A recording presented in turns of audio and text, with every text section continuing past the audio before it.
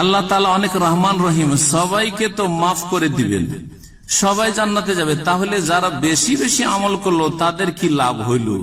লাভ বুঝতে পারেন না? অবশ্যই লাভ আছে। যারা বেশি বেশি আমল করলো বিনা আযাবে বিনা হিসাবে জান্নাত পেতে পারে। বিনা আযাব, দুটো কথা হাদিস আছে, বিনা আযাবে এমনকি বিনা হিসাবে।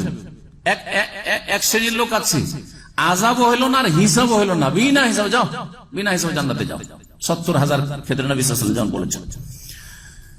আর আরেক দল আছে হিসাব তো হবে কিন্তু হালকা হিসাব, হিসাবে ইয়াসিরা, সহজ হালকা হিসাব হবে, হ্যাঁ, কিন্তু আযাব হবে না, আযাব হবে না।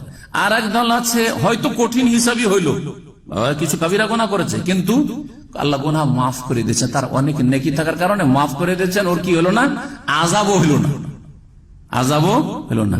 আর এক দল আছে জান্নাতে গেল কিন্তু আযাব, দুনিয়াতে মেলা আযাব হয়েছে, মানসিক অশান্তি, পারিবারিক অশান্তি, আর্থিক অশান্তি, সামাজিক অশান্তি ইত্যাদি ইত্যাদি, জালেমের জুলমের শিকার, কবরে গিয়ে আযাব হয়েছে, তারপরে হাসরের মাঠে ক্লিন হয়ে চলে গেছে। এমন হবে ও কবরের আযাব দিয়ে ও মাফ হয়ে গেছে, হতে পারে না, পারে না?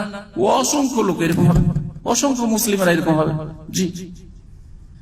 আর যারা ভালো মানুষ তাদের কথা বললাম। আবার কিছু লোক আছে দুনিয়ার আযাব, আবার মরণের পর কবরের আযাব, আবার হাসরের মাঠের আযাব, তা দিয়েও মাফ হলো না, এখন জাহান্নামে যা থাক 1000 বছর, আর তারপরে তখন জান্নাতে উঠে আসবে, এটাও হবে। লাখ লাখ বছর থেকেও কেউ উঠে আসবে হয়তো। জি। তা আপনি কেন পার্থক্য বুঝতে পারছেন? অবশ্যই পার্থক্য আছে, অবশ্যই পার্থক্য আছে। জি। ফাস্তাবিকুল খায়রাত, আল্লাহ বলছেন ভালো কাজে কি করো? প্রতিযোগিতা করো, প্রতিযোগিতা করে।